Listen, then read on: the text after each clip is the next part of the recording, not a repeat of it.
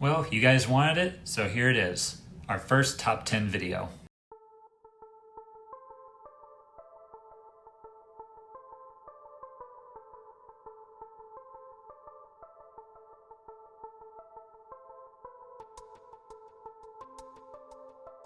Hey everyone, thank you for tuning into Team Forbidden's YouTube page again. It is Andrew the Collector here, and today I am here to bring you a list for the top 10 Rogue decks for the 2021 January format. Our whole idea for Team Forbidden is to show that Rogue can still compete with the top tier meta decks. And I feel like us bringing you a regular top 10 Rogue deck list will help to get our point across a lot easier. We're not going to be doing like top 5 or top 10 best meta decks because several other YouTubers have done that in the past and they provide it for you on a daily basis. But not a lot of them bring you Rogue decks or even budget decks for that matter, at least on a consistent basis. So that's what we're going to do for you. So let's kick things off with number 10. Our first number 10 that we have for you is Pendulum Magician. The reason why I think Pendulum Magician is, it's more of a controlled format, but a lot of people are going to be citing for those controlled decks, and I feel like Pendulum Magician can have a really good opportunity to shine here, because it does have a lot of negates that it can get on board. It does have a lot of endurance, and it can play through a lot of negation.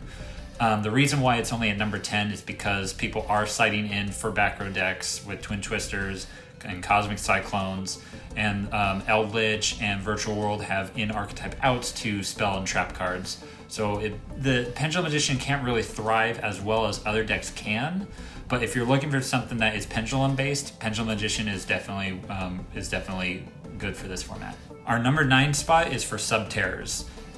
Like I said, it's a control-based format, and Subterra can really do a lot of good here. It's only at number 9 because a lot of other control decks, which trap-based decks, which we'll get to in a second, just outshine it in a lot of other ways. But Subterra can continue to put out really good boards, really good stun cards, and can work with a lot of trap cards, including its very own in-archetype trap card that still really, really works. Our number 8 is Burning Abyss, or you can even put PK Fire here. We recently did a deck profile for this one up on our channel, so you can check that out. But yeah, Burning Abyss is really cheap, it's really great, and it can really put out really good grind games and really good boards. Again, it's a control format, so Burning Abyss does have a lot of weaknesses when it comes to going up against control decks. But if you're looking for something that's timeless and something that can really produce good boards against certain other decks, then Burning Abyss or PK Fire is what you need. Coming into our number 7 spot, we have Frog and Paleozoic. This is where some of the more control aspects are going to start showing up. Frogs and Paleozoics are one of those decks that can really dominate the format when it comes to control. It does have a few weaknesses here and there because if you hit certain cards or if you hit certain parts of the combos, it can really suffer. But again, it can really put out really good boards. Totally Awesome is still one of the best Xyz monsters, if not the best Xyz monster out there. So it's just a gem that you can't pass up, especially in a control format. Speaking of grind games, here's number 6 with Skystrikers.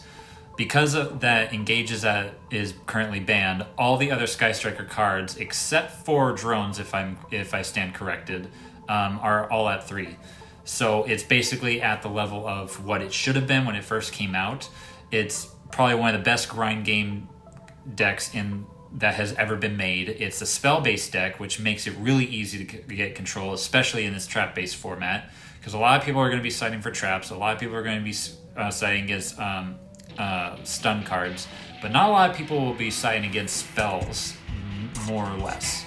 So you definitely want to get your hands on this, and just if you can handle grind games, then you can play Skystrikers. It's simple, it's easy, and it's cheap as hell. Coming in for number 5 is Cyber Dragons. I feel like this is a really underrated deck, especially in this time. Drytrons are machines, so Cyber Dragon can just swoop in and contact fuse with them if any of them are still on the field. They have a real easy way of getting out 2 negates with Nova and Dragoon out on the field. Plus, if you want to go more of a control base, especially for control format, then you can put a bunch of back rows in either the main or even the side and just go Cyber Dragon control. But definitely do not sleep on this, because I guarantee that people are going to catch on to how good this deck really is, especially in a control format. Probably the best deck that has ever been made for grind games is Salamanca. Salamanca, even though it's not at the top tiers as it was when it first came out, it's still one of the most adaptable decks I've seen in a long time. It's gotten hit after hit after hit, and it still is going strong. Just not a lot of people are playing it because it does have a lot of inherent weaknesses that you can easily exploit with it.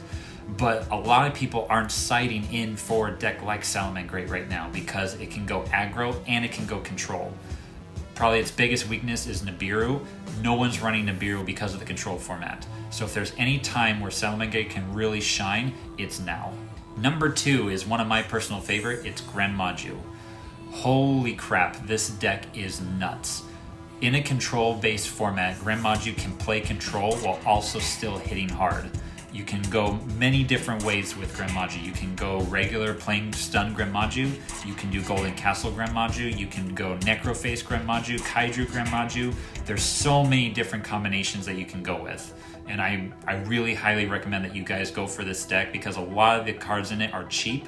Pot of Extravagance and Pot of Desires are really easy to get. Even so, you can still even make a budget deck out of this depending on the kind of control-based strategy you do for it. So definitely do not sleep on Grenmaju either, and I think it's really good during this format. And that puts us to our number 1, which I think is probably one of the best control decks that you can use in this format, and that is Altergeist. Altergeist is a beast, definitely in a control format, especially with trap cards on the rise right now. This deck has so many advantages going for it. Multi-Faker can play off of cards like regular trap cards, even counter trap cards like Solemn Judgment and Solemn Strike. Unlike Paleozoic, which can't do that because you have to chain onto it, Multi-Faker can do it after the activation. So if you activate Solemn Strike after wiping out either their summon or their monster effect negation, you slap down a Multi-Faker, get out your Siliquist, and you're ready for another disruption during that turn. Definitely get your hands on these cards because it's definitely a contender to be even tier 2, maybe even someday being tier 1 again.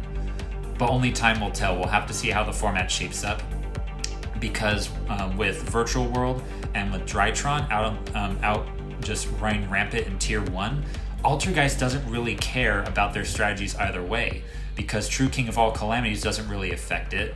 Neither does Vanity's Fiend or any of the Herald cards, at least for the most part, because it's a heavy trap-based deck. You can run Ice Dragon's Prison, you can run all the Judgment cards, you can run Infinite Impermanence, you can run Lost Wind. There's so many possibilities with this deck. Unlike Paleozoic or Guru Control or any of these other trap-based decks, Altergeist is definitely the best one to do, and which is why it's the number 1 rogue deck, at least in our opinion. So guys, that's going to do it for this top 10 list. Let us know down in the comments what you guys thought, and let us know if there's any other top 10 videos you would like for us to do.